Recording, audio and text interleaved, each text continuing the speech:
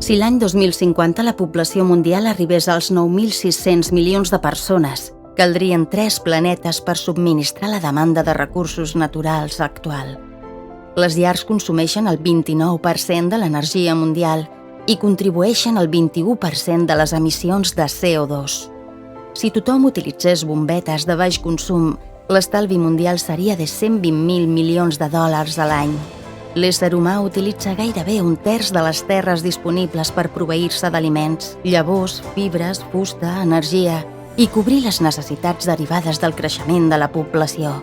Però és impossible mantenir uns nivells de temperatura segurs si no hi ha també una transformació del model de producció d'aliments i de la gestió dels sòls i les terres del planeta.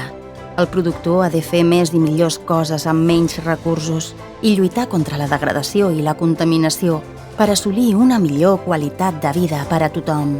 Alhora, el consumidor ha de ser conscient que els seus hàbits de compra tenen un cost ambiental, ja que hi ha pràctiques agrícoles que degraden els sòls.